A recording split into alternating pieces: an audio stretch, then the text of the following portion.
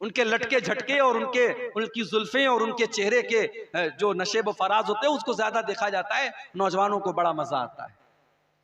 मेरे भाइयों, औरत की आवाज के अंदर भी एक कशिश है, और इसीलिए अल्लाह कह रहा है अपने नबी की बीवियों से, फला तखज़ाना बिल कौल, तुम गैर मर्दों से बात करने के टाइम अपनी आवाज में लचक पैदा न करो। फयतमअल्लज़ी फी क़ल्बिही मरज़ुन, सामने वाले के दिल में अगर बीमारी है, शहवत की बीमारी है, तो तुम्हारे बारे में कहीं गलत ख्याल न उसके दिल में आ जाए। लेकिन कड़क अंदाज में बात करने का यह मतलब नहीं है कि आप बदतमीजी करें, आप गाली गलोच करें। वकुल्न कौलम मारूफा, जो भी बात करो सही बात करो, दस्तूर के मुताबिक करो, दुरुस्त बात करो, अच्छी बात करो। तो पहले हुक्म दिया कि तुम्हारी आवाज में लचक पैदा न हो।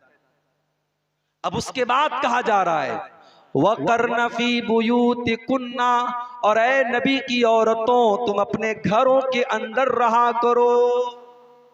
लीजिए, अभी तक तो ये कहा जाता था, ये तो मौलाना लोगों ने अपने मन से बना के रखा है, औरतों को कैद करके रखना और औरतों को चार दीवारी के अंदर रखना, ये मौलवियों का फतवा है, ये इस्लाम से इसका कोई ताल्लुक नहीं है।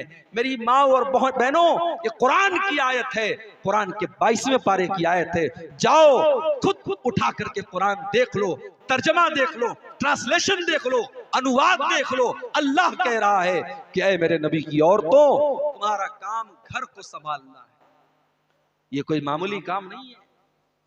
औरत ये ना समझे कि मेरी ड्यूटी कमजोर है, मेरा काम कमजोर है।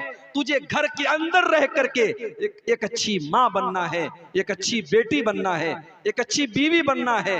जरूरी नहीं है कि औरत हवाई जहाज में एयर होस्टेस बन करके गैर मर्दों को लुभाएगी, तब ये कहलाएगी कि हाँ उसने बड़ा कारनामा अंजाम दिया। बड़े बड़े शॉपिंग मॉल में और बड़ी बड़ी दुकानों में औरत को आधे अधूरे कपड़े पहना करके वहां गैर मर्दों को आकर्षित करने का काम दिया जाए, तब औरत को लगे कि हाँ साहब मैं बड़े काम की चीज हूं। इस्लाम ये कहता है औरत घर के अंदर रह करके, पर्दे के अंदर रह करके भी बहुत कुछ कर सकती है। वक़र्न फ़ी बुयूतिकुन्ना, अपने घरों के अंदर जमी रहो। वला तबर्रजना तबर्रुजल जाहिलियतिल ऊला, और जब तुम घर से निकला करो तो बन संवर करके, अपने आप को एक्सपोज करके, नुमाया करके, सजा करके, संवार करके, ऐसे कपड़े पहनकर जिस कपड़े में तुम्हारी खूबसूरती नजर आए, ऐसी बन करके तुम न निकला करो।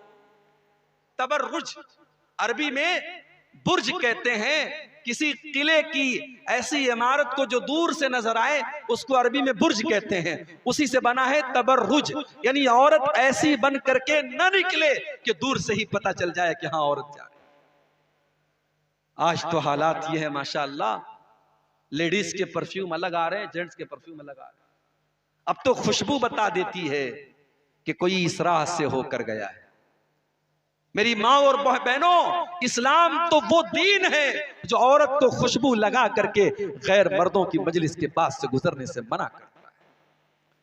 अल्लाह के प्यारे नबी फरमाते हैं अय्युमम्रातिन इस्तातरत फमर्रत बिल मजलिस, जो औरत खुशबू लगा करके गैर मर्दों की मजलिस के पास से गुजरती है, फैया कजा व कजा, ऐसी औरत बदचलन है, बेहया है, जानिया है, ऐसी औरत को अल्लाह के नबी ने बदचलन करार दिया है।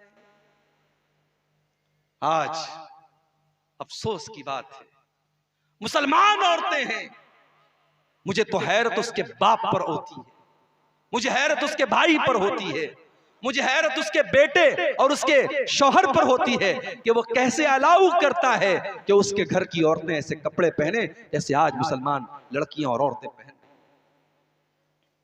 ऐसा लिबास है, पूरी आस्तीन नजर आ रही है, पीठ नजर आ रही है, औरत का पूरा जिस्म नजर आ रहा है, इतना टाइट कपड़ा है कि कपड़ा पहनने के बावजूद ऐसा लग रहा है कि औरत नंगी है। और जब हम अल्लाह के नबी की उस हदीस को अपने सामने रखते हैं तो ऐसा लगता है कि अल्लाह के प्यारे नबी ने आज के दौर के फैशन को सामने रख करके ही इस हदीस को बयान किया है और इस बात को बयान किया है। सही मुस्लिम की रिवायत है, अल्लाह के प्यारे नबी फरमाते हैं सिनफान मिन अहलिन नारी लम अरहुमा, दो किस्म के लोग जहन्नम में जाएंगे और मैंने अभी उनको नहीं देखा, यानी कयामत के पहले वो लोग आएंगे।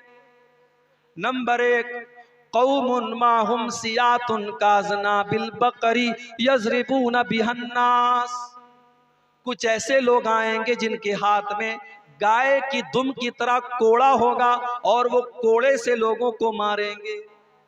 अब यहाँ कोड़े का मतलब कोड़ा भी हो सकता है और यहाँ कोड़े का मतलब ये भी हो सकता है कि उनके हाथ में पावर होगा, उनके हाथ में ताकत होगी और वो ताकत का गलत इस्तेमाल करेंगे।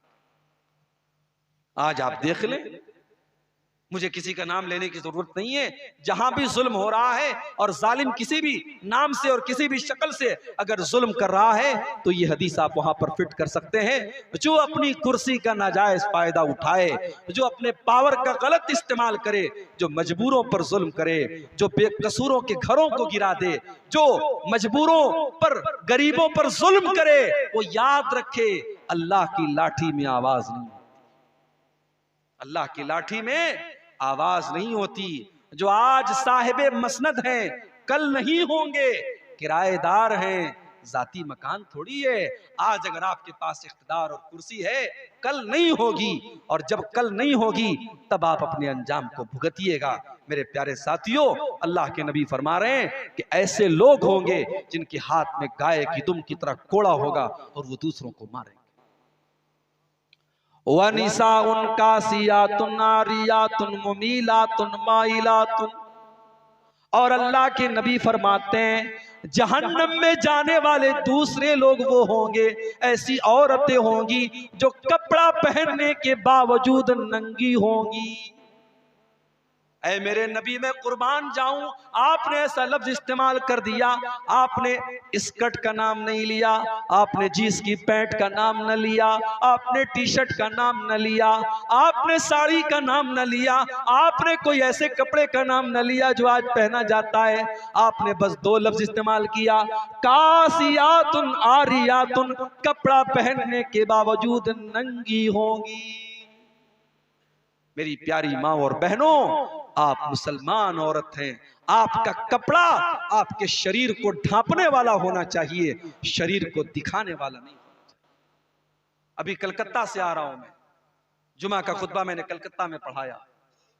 कलकत्ता की सड़कों पर मुसलमान औरत जा रही है, माशाअल्लाह नकाब में जा रही है, नकाब में जा रही है, मगर उस नकाब के अंदर इतने डिजाइन बने हैं, इतने नक्शो निगार बने हैं, इतने उसके अंदर इतना उस नकाब को सजाया गया है कि शायद बगैर नकाब के अगर वो औरत गुजरती तो शायद उतनी तवज्जो उसकी तरफ न दी जाती जितनी नकाब की वजह से।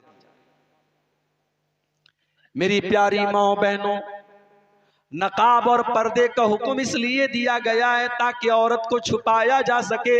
अगर नकाब के जरिए औरत अपने आप को दिखा रही है तो वो नकाब भी हराम है, वो नकाब भी गलत है। कासियातुन आरियातुन, कपड़ा पहनने के बावजूद नंगी होंगी।